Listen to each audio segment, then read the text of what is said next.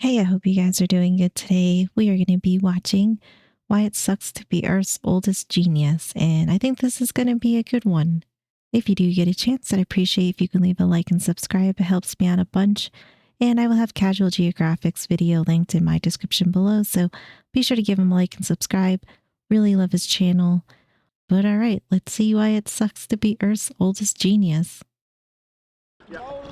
No friends, no family, no wife, no life, underlooked, you're chronically cooked, abject, inept, disrespect, and often neglect. For an animal allergic to Damn. love, nature sure did consummate their misery. The octopus is a high-functioning, overachieving tentacle slug. As a mollusk, they have a family reunion more confusing than Nick Cannon's, where they have everything from a venomous anime fighter jet to this thing.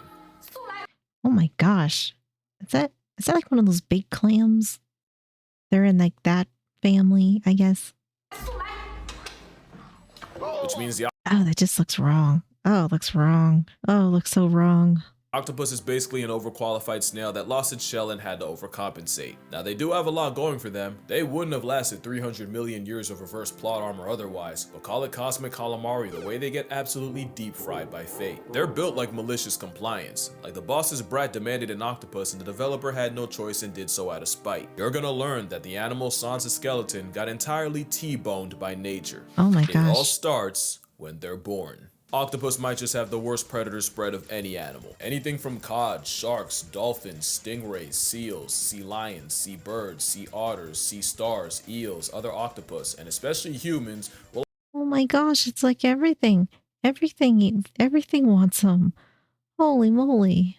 all put an octopus out of order in the name of protein. Dolphins will even tag along stingray hunts to allow the ray's electroreception to lead it to a hiding octopus. Mind you, stingrays are like 2D sharks, and them and dolphins pulling up is like if the Reds and Blues of Los Angeles took the day off to go boo the Clippers. But dolphins don't need help humbling an octopus, as dolphins have been observed tenderizing the underwater 8-foots by repeatedly slamming them. Sea lions got the same Oh my playbook, as they'll gosh. swim to the surface and also maul the mollusk, serving Suplex City so hard it wakes the ghost of Hulk Hogan. It's how animals with no forks or Oh my knives can tear it gosh. into bite-sized chunks. But it also means octopus might as well be born with a shake before use label. But on the surface, it can look like an interspecies drive-by. Those are far from I cannot imagine getting slapped. Getting slapped by what? By a seal?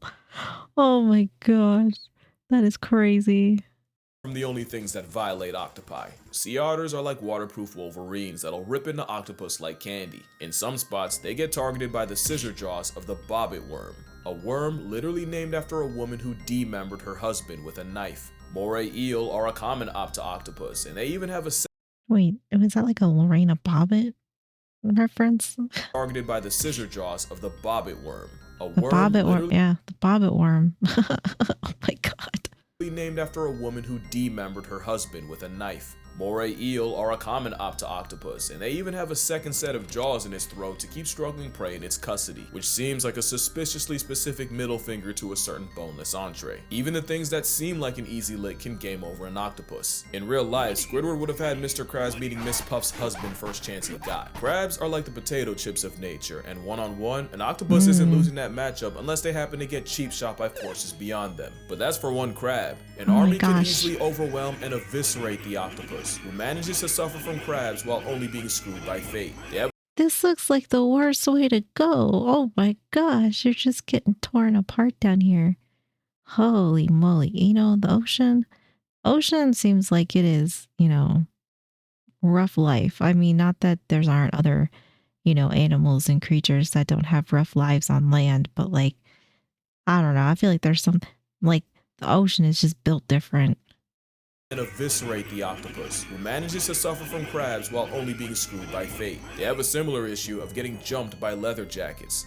And I don't mean a bite gang, I mean literal fish eating it alive. Some octopus will try their luck against an unassuming shrimp until they Oh get no. served an appetite suppressant in the form of a bullet fist. It's so bad, it's confirmed octopus have night terrors about being eaten, with some filmed going from deep sleep to suddenly thrashing and inking themselves.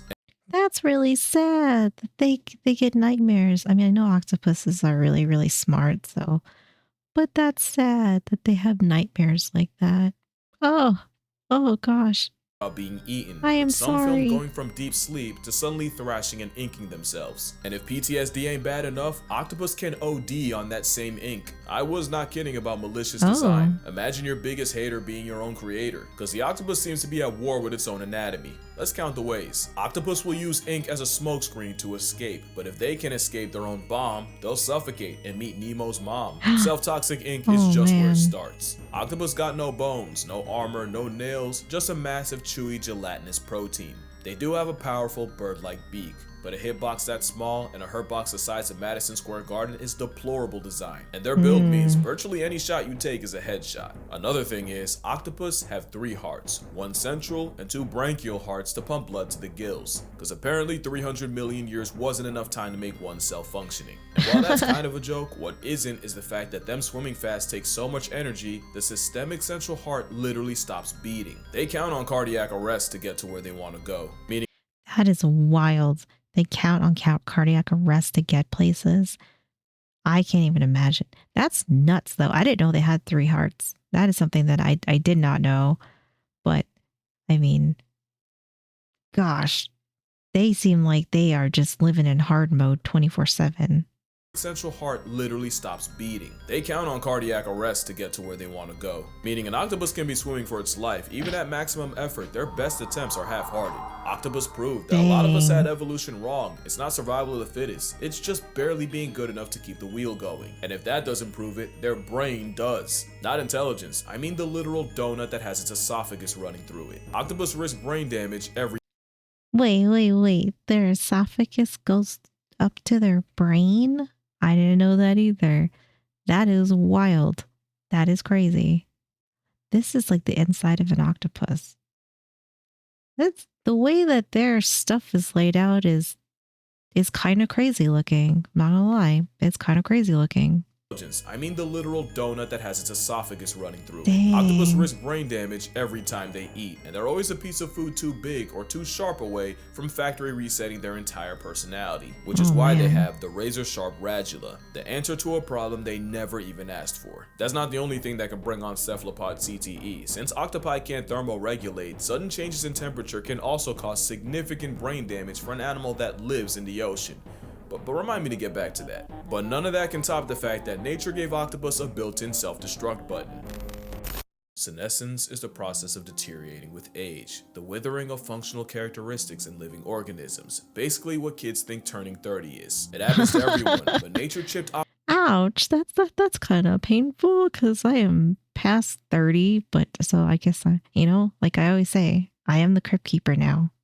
organisms, basically what kids think turning 30 is. It happens to everyone, but nature chipped Octopoda with a kill switch. It's no secret that making babies is the last thing an octopus will do, as the process seems to give both parties dementia as they lose all sense of self-preservation. Oh my Symptoms of God. senescence include lack of feeding, skin around the eyes retreating, white lesions forming, and awkward uncoordinated movements, almost like they have no purpose beyond this point. But some seem to actively crave the sweet release, since captive octopi have been seen trying to rush the process by banging into sides of their tank, tearing off pieces of their own skin, and even getting their tentacles tangled. And Oh my God, that seems wild. That seems wild that they would even know that they are coming to that point, or even like know that that's like a thing that they can do or something, like something in them knows that. But like then they become self-destructive to try to like get to that point. That's actually like kind of depressing in a way. into sides of their tank, tearing off pieces of their own skin, and even getting their tentacles tangled. And it all begins with these two guys. They're small, but they got big plans. Those are optic glands, and they're the double agents that lie dormant between the brain and optic lobe until they get active, usually around the same time the octopi do, and it's believed this triggers them to produce more steroids and boost cholesterol. Specifically, scientists saw more activity in the genes that produce neurotransmitters called catecholamines, along with steroids that help metabolize cholesterol. What does that all mean to you? Well, catecholamines are hormones like your epinephrine and dopamine, basically the fuel to your fight or flight, and in octopus, their job is to redirect energy away from eating and, keeping themselves alive and put it all into raising their own, especially since that same optic gland will also secrete stuff to turn off digestion, which is why they starve to death. Not only that, but neuropeptides are what Oh. causes appetite and hunger, and they get turned off too. Yeah, they put the op in optic. It's a gland, but that Oh my God. So, like, when it all shuts down, like, they just totally shut down. Gosh. I would say that's a very important part of them. appetite and hunger, and they get turned off too. Yeah, they put the op in optic. It's a gland, but that optic got a lot of nerve. Because in 1977 in Brandeis University, psychologist Jerome Wadinsky removed the optic gland from a mother 2 spot, and the outcome was they abandoned their eggs, continued feeding, and lived longer. It's literal predetermined self-destruction, and it's the worst kind. The Australian anti-kindness has a similar fate, since males will mate themselves to death, and an increase of steroid hormones in the blood is how the kamikazes can go all out. Though They will mate themselves to death. That is crazy. That is crazy. I've not heard of this, but I haven't heard of this little guy. But to mate yourself to death, that is something else. I have not heard of that. to death, and an increase of steroid hormones in the blood is how the kamikazes can go all out. Those same steroids also nerf the immune system and eventually cause a total body shutdown as they get poisoned by their own supply. But at least when that happens, they've mated with as many females as possible. The octopus is very much one and done, and that's why it's survival of just being good enough. You can end up lobotomized by your own dental. As long as it happens after you breed, that's strictly a you problem. And evolution can't save you from one of the most toxic relationships underwater as long as it ends with children. Yes, worse than the anglerfish. First of all, they barely tolerate each other. Lady octopus will respond to male harassment by chucking shells like it's Mario Kart. Just when the male thinks he's in the lead, there's a blue shell for his blue balls. It doesn't get much better if Squidward succeeds, since many males are dwarfed by their mates and run the very real risk of being cannibalized, leading to some very questionable mating methods. Very questionable. Very, very questionable concerning The very real risk of being cannibalized, leading to some very questionable mating methods. The blue-lined octopus will inject his mate with a venom while on top, a venom called tetrodotoxin, arguably the most potent neurotoxin out there. It obviously doesn't kill her, but it does make the female angry enough to yeet the male off her back once she's functional again. That's why male octopus have a venom gland 3 times the size of a female's, because ducks have a coital curly fry to force the issue, while the octopus clearly listens to Rick Ross. There is a catch though. If the male doesn't envenomate her in the exact right spot, she can wake up early, and the best case is he gets some of his arms torn off. Of course, some, like an Argonaut. That's best case scenario, is that you get some of your arms torn off. That's my gosh. Oh man. She can wake up early, and the best case is he gets some of his arms torn off. Of course, some, like an Argonaut, say screw it, literally, and just hand the female his baby arm and swim away. A physical invitation to go feel yourself. After mating, the male basically waits to buy tickets to a Tupac concert. They go AFK, just a catatonic state where they move like an NPC. Also, post-mating males don't return to their dens. They don't even wait for death at home. They just circle the corner anticipating its arrival in the form of sickness, starvation, or getting turned out by a predator. The mother doesn't get off easier since God, like that sounds terrible. It's like, okay, so like you went and, spread your seed once, and then now you just wait to die. Like, what a life. Oh gosh. she gives up her entire existence the moment the eggs come out. She'll spend all day washing them with her siphon and guarding them, all while not going out to eat once. Mothers will eat their own arms before they leave them alone for a second, and that hunger strike can last years. One deep sea octopus brooded eggs for a total of 53 months. 53 months? Holy. Oh my gosh. That is insane. Just under 4.5 years. It was by far the longest brooding period of any animal, and she even turned down crabs offered to her by researchers. Like all octopus, once the eggs hatch, the babies swim to the surface and spend their early days drifting the current. And if motherhood doesn't work her, the sheepus just waits for something like a pack of starfish to put her in her place. That place being past tense. It's the worst outcome of any mother, worse than cheetahs, hyenas, and even the sea louse. The payoff is all the kids she spawns. The giant Pacific octopus can have over 100,000 eggs, and some like the Cyanea can exceed 500,000. Well, I guess if they can repopulate, I guess it's good that they're having so many babies, because this is brutal. Can have over 100,000 eggs, and some like the Cyanea can exceed 500,000. With all these sentient grains of rice, about 1 or 2 will live long enough to repeat the cycle. Because as far as 1 or 2, oh my god. Well, that doesn't sound very good either. As evolution's concerned, that's enough. From egg to adult, True. the That is octopus's short true. life isn't a total show, it's a septic symphony. And the biggest insult is the wasted potential. The octopus got straight up cheated, almost like someone knew there were a few changes from an obnoxiously overqualified Sigma slug seriously bending the natural order. Octopus don't have hands, but they do have arms, and they'll throw them, with reports of octopus suffocating threats like dolphins and sharks. Specifically, an octopus was caught shoving its arms down the gills of a pajama shark, nearly putting it to bed permanently. Oh my And speaking of God. sharks, that matchup isn't as one-sided as you think. In a Seattle He just grabbed that shark. He just grabbed him like he was like nothing. permanently. And speaking of sharks, Damn. that matchup isn't as one-sided as you think. In a Seattle aquarium, one octopus earned himself solitary confinement, and the reason was staff kept finding the bodies of dead, butchered dogfish sharks all over the tank floor until my cameras God. caught the neighborhood octopus murking any sharks that were put in the tank with him. Octopus will square up with It was a bully. Well, I guess he's a serial shark murderer, but geez. sea lions with everything they have, and even ship-sinking stellar sea lions can struggle with a vindictive hors d'oeuvre. Oh my Even gosh. a symbol of America can get it, and there's at least one seagull with octopus in its obituary. Not to mention Neptune's hitman has enough awareness of human anatomy to attempt to play hangman. But the octopus's biggest flex is their shape-shifting. Octopus have the ability to change colors, despite being colorblind. It's said that their skin may be sensitive to hues, shadows, and colors around them, and can conform to their environment. That was crazy. I didn't even see it in that one. That was a really good one. I didn't even see it. Yeah, if I was swimming and saw that happen, like real time, I that would probably scare the piss out of me. Their skin may be sensitive to hues, shadows, and colors around them, and can conform to Impressive. their environment. Some, like this cyanea, can make hundreds of transformations in a day, but one octopus does this on steroids. The mimic octopus can not only cosplay as other animals, it'll purposely exploit their own fears. If a mimic's getting harassed by some punk-ass damselfish, it'll take the form of a venomous sea crate. And if the block's real hot with predators, the mimic mirrors the biggest threat in the area, a lionfish. But you can have all the tools That's pretty cool though. That would I haven't heard of this one. I don't think I've even seen this one before. That's pretty cool.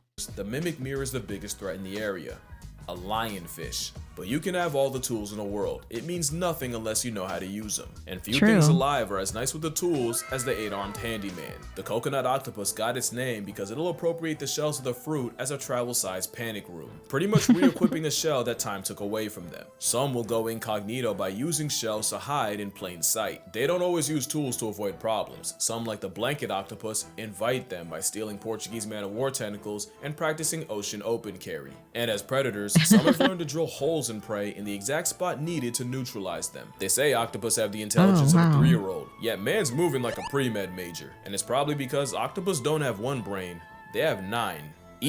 They have 9? They have 9 brains? Oh my God.